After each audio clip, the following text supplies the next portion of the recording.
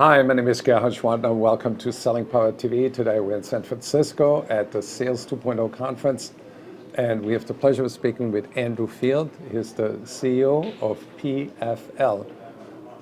Awesome company. Thank you. Good to be here. I've enjoyed receiving packages from your company, and every time I open it, I'm delighted. So, what's your philosophy for good customer service? Our philosophy for good customer service starts with ETDBW, and that's a favorite acronym, and it means easy to do business with.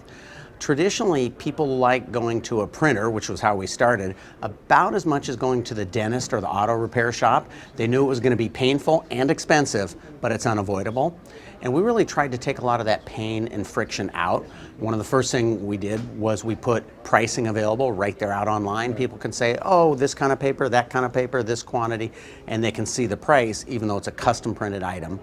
And over the years, we just tried to be easy. At first, we thought it was going to be all e-commerce, self-serve. Turns out print is a trust buy because it's a B2B buy, and it's critically mission important for people, so they want to talk to somebody. And then, of course, the challenge was when we went into enterprise sales, we had to change the culture. Why? Because a culture of customer service I don't believe is challenging enough. It's more reactive. We're very good at being reactive. Somebody says, can I have it by Wednesday? Or what about this? Or what about that? We're very good at answering those questions and being supportive.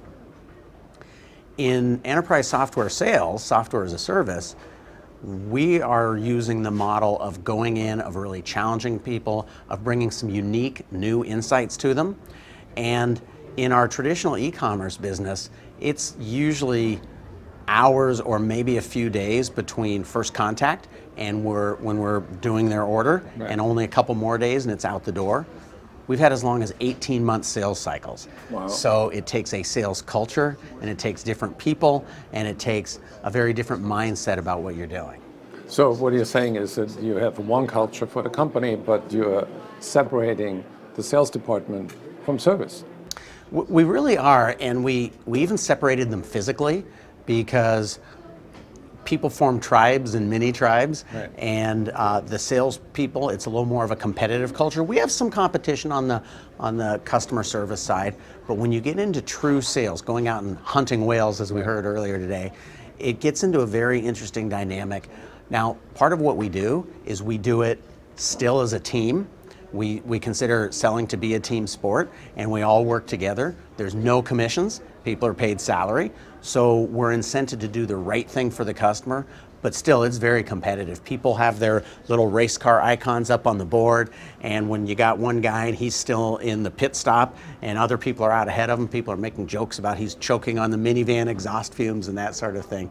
And it really has been fun. We also have gone to a bit of a different hiring profile. The person who can go up and do enterprise sales to Fortune 100 companies, right, is generally speaking kind of a different person, although it is a career path and a promotion path from our traditional business. How do you reward great performance in sales versus great performance in service? I think we really reward them the same way, because on the customer service side, they have metrics, they have numbers. We're very, very metric-driven organization, and we have very robust measuring systems. But what we don't do is treat people like a dog or a monkey. Dog sits, dog gets biscuit. Dog closes a deal, dog gets biscuit. We think that's dehumanizing, and I know Dan Pink would agree with me on that with mastery, autonomy, and purpose. So we do have performance-based compensation, but it looks more like this. If somebody's doing a great job, they're going to get good compensation increases. Right. And the converse of that is if they're doing only a mediocre job, they might get no increases. And if they're doing a poor job, they can't stay on the bus. Final question. Why a no commission sales structure? I just think it's dehumanizing. I also had a previous company that was 100% commission. It didn't really drive the behaviors. I think there is a very small, maybe sociopathic percentage of the population who are truly coin operated, but the rest of us are humans, and you know that whole thing about to sell is human. And I think real humans have other motivations. They have mastery, autonomy, and purpose. They want to feel that they're contributing to something important and that they're leveraging their skills. And in the case of salespeople, that they're growing their skills. It's the same as our developers. They want to make sure they don't get caught on old software and old technology. So as long as they are continuing to make themselves highly employable elsewhere, they're more likely to stay with us than if they feel like their skills are slipping behind and they need to go somewhere else to advance those skills.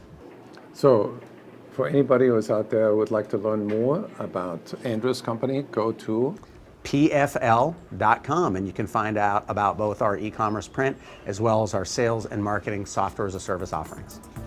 Thank you so much. Thank you.